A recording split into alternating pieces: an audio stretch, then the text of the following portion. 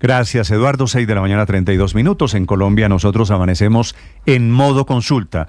El gobierno anticipó, para conocimiento de los colombianos, las 12 preguntas que el presidente Petro va a entregar, dijo, al Senado de la República el próximo 1 de mayo, que el Senado va a estar cerrado, pero el presidente Petro seguramente va a dejar en ventanilla el proyecto que es de convocatoria a esa consulta popular. Una consulta de fecha incierta, tendrá que ser aprobado primero por el Senado de la República, Néstor, en donde vendrá la batalla alrededor de los votos. Y ahí se abre una interesante discusión, como muchas de las que se originan aquí en el país. ¿Cuál sería la mayoría necesaria en el Senado para aprobar o reprobar la consulta? Hay incluso dudas. El secretario del Senado ayer patinó diciéndoles a los periodistas si se necesitaba mayoría simple o mayoría calificada. Yo entiendo que son 53. Claro, si llegara a estar completo el quórum del Senado. Ahí la pregunta es, ¿se necesitaría una mayoría simple sobre los senadores que estén en el recinto discutiendo? ¿O necesitaría la mayoría calificada? Vendrán muchas discusiones. Ese punto no es menor. Alrededor de cómo es la votación, de qué debe hacer el Senado y qué debe salir a la opinión pública en caso de que haya consulta popular. Sí, lo que dice Ricardo es cierto. Hay una serie de discusiones jurídicas que empiezan a aflorar y van a ser muchas y además van a ser muy de abogados, como esa, por ejemplo, si se requiere una mayoría simple o una mayoría cualificada para aprobar la convocatoria a la consulta, pero también, por ejemplo, otras.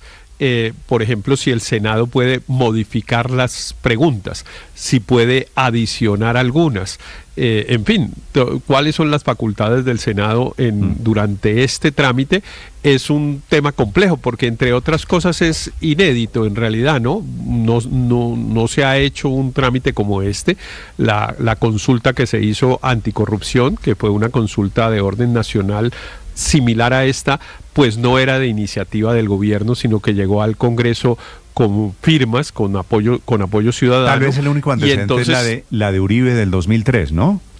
Pero ese era un referendo, si no recuerdo mal, Néstor, no era una consulta, y bueno, entonces tiene un trámite distinto y una reglamentación distinta, igual que la del presidente Santos, que era un plebiscito. Que yo recuerde, la única consulta que se ha hecho trámite es la consulta anticorrupción. Okay. Esta es la segunda. Vale. Todo esto quiere decir, vendrá en este país de santanderismos, vendrá una discusión legal alrededor de las preguntas del sistema de votación en modo consulta popular. Andrés Carmona. Néstor, buenos días. Tras varias semanas de expectativa de que el gobierno buscase recoger de forma digital más de 22.000 propuestas ciudadanas y de especulaciones sobre su contenido, finalmente fueron presentadas las 12 preguntas de la consulta popular presentada por el gobierno y que será radicada en el Senado el próximo 1 de mayo. En los temas abordados se encuentran la jornada laboral diurna de máximo 8 horas hasta las 6 de la tarde, el pago del 100% de recargo por trabajo en domingos y festivos, permisos especiales por salud y condiciones médicas como la menstruación, la inclusión de personas con discapacidad en el mercado laboral, beneficios para pequeños empresarios productivos, formalización de jóvenes aprendices del SENA y la regulación de los derechos de los trabajadores de plataformas digitales, entre otros. En la presentación hecha por los ministros del Interior Armando Benedetti y de Trabajo Antonio Sanguino, este último aseguró que lo que se vota en la consulta de ganar el sí es de carácter vinculante y de obligatorio cumplimiento por parte del Congreso. El resultado de la consulta, si es afirmativo, es de obligatorio cumplimiento para el Congreso de la República de Colombia en el periodo inmediatamente siguiente. Si el Congreso no lo hace, el presidente queda automática y constitucionalmente facultado